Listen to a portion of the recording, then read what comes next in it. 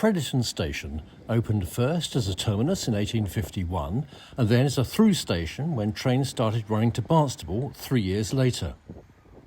4 structures here are Grade 2 listed by Historic England: the main brick station building, the 1875 London and South Western signal box, the timber waiting room on the northbound platform, and the footbridge dating from 1878. 4 trains an hour stop here today. This one is heading north to Oakhampton. The driver is picking up the single line token from the signal box. The railway arrived here in Crediton after a long drawn-out battle over who would run the trains. In the end, it was the Bristol and Exeter Railway that had the lease for 10 years before the London and South Western took over. That meant a change of gauge from broad gauge to standard. You can still see how far the tracks are apart, a legacy of the line's broad gauge history. The station and the signal box today are painted in London and South Western colours. This train is on its way back from Oakhampton, and the driver is surrendering the token at the signal box before passing under the footbridge and into Crediton station.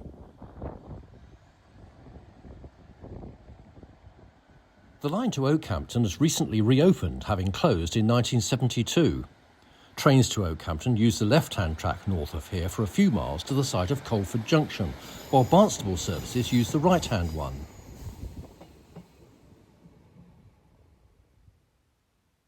The next station is at Yeoford. First we see an Oakhampton train passing the redundant northbound platform. The buildings here were demolished in the 1970s.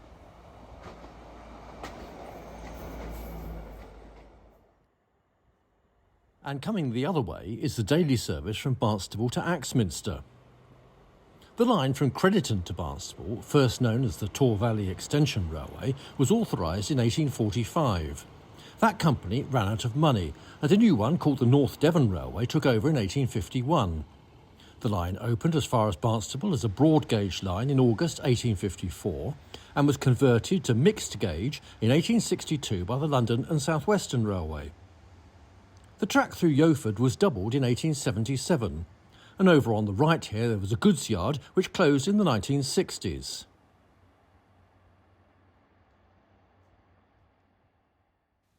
This bridge sign shows we're almost 183 miles from London Waterloo, reflecting the line's London and South Western and later Southern Railway heritage.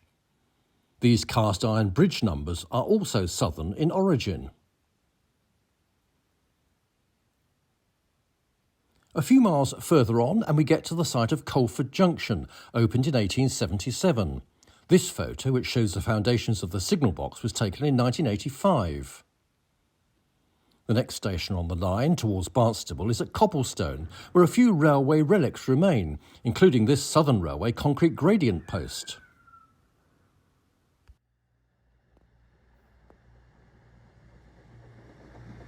The track through Copplestone was doubled in 1883 and a goods yard was constructed.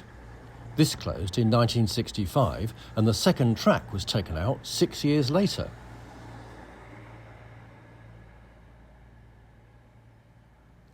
The next station towards Barnstaple was at Morchard Road. It opened in August 1854. The main building, including a house for the station master, was on the platform used by trains going north towards Barnstaple, while a 12-lever wooden signal box and a stone waiting shelter was provided on the other platform. The trains seen here are called pacers. They've now been replaced, but they were widely used on Devon's branch lines in the last decade. They were constructed as a cheap replacement for the first generation of diesel multiple units and were based on technology used on Leyland buses. Here at Lapford, the southbound platform was on one side of the A377 road bridge, while the northbound platform was on the other. The line north of Copplestone has always been single. Passing loops were in place at each station. You can see the bridge arch that used to accommodate the second track. Today, trains stop here only on request. There are still signs of the station's Southern Railway heritage, with concrete posts and steps cast in the company's works at Exmouth Junction. In 1927, a factory was built next to the goods yard at Lapford to make milk products, such as tinned cream, dried milk and ambrosia rice pudding. Today the factory is long gone and the site is now used for storage. And so to Eggesford, the only place where trains can pass between Crediton and Barnstaple. Today all services stop here. The Gothic-style station building, opened in 1854, is now a private house.